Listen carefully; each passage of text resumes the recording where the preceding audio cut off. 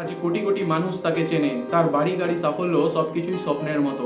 কিন্তু একটা সময় ছিল যখন তার পরিবারের কাছে ঠিকমতো খাবার কেনার টাকাও ছিল না। একটা ছোট্ট দ্বীপে জন্ম নেওয়া সেই ছেলেটি একদিন বিশ্বের অন্যতম সেরা ফুটবলার হয়ে ওঠে।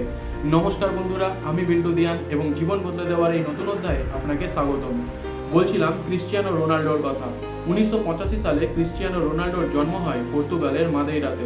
তার পরিবার ছিল খুবই দরিদ্র। বাবা ছিলেন একজন মালিক এবং স্থানীয় ক্লাবের কিটম্যান, আর মা অন্যের বাড়িতে কাজ করতেন। ছোটবেলা থেকেই রোনাল্ডোর সবচেয়ে বড় ভালোবাসা ছিল ফুটবল। অন্যান্য বাচ্চারা যখন খেলনা নিয়ে খেলতো তখন সে ফুটবল নিয়েই ব্যস্ত থাকতো। মাত্র 12 বছর বয়সে তাকে পরিবার ছেড়ে শত শত কিলোমিটার দূরে যেতে হয় ফুটবল শেখার জন্য। একটা ছোট ছেলে, পরিবার নেই, বন্ধু নেই, অচেনা এক শহরে শুধু একটাই স্বপ্ন ছিল বিশ্বসেরা ফুটবলার হওয়া। শুরুটা মোটেই সহজ ছিল না। অনেকেই তার উচ্চারণ নিয়ে হাসতো, অনেকেই তাকে নিয়ে মজা করত, কিন্তু রোনাল্ডো কাউকে জবাব দেননি। তিনি নিজের জবাব মাঠে দিতে শুরু করলেন। কিন্তু এর মধ্যেই এলো আরো বড় বিপদ। ডাক্তাররা জানালেন তার হার্টের সমস্যা রয়েছে, যার ফলে তার পক্ষে দৌড়ানো সম্ভব নয়, আর ফুটবল খেলা তো অনেক দূরের কথা। অনেক মানুষ হয়তো তখনই স্বপ্ন ছেড়ে দিত, কিন্তু রোনাল্ডো হাল ছাড়েননি। তিনি আবার মাঠে ফিরে এলেন এবং আরো কঠিন পরিশ্রম করতে শুরু করলেন। অন্যেরা যখন ঘুমাতো রোনাল্ডো তখনও অনুশীলন করতেন। অন্যেরা যখন সন্তুষ্ট থাকতো রোনাল্ডো তখনও নিজেকে আরো উন্নত করার চেষ্টা করতেন। ধীরে ধীরে তিনি বিশ্বের বড় বড় ক্লাবের নজরে আসেন, আর তারপর একদিন বিশ্বের সেরা খেলোয়াড়দের একজন হয়ে ওঠেন। গোলের পর গোল, রেকর্ডের পর রেকর্ড।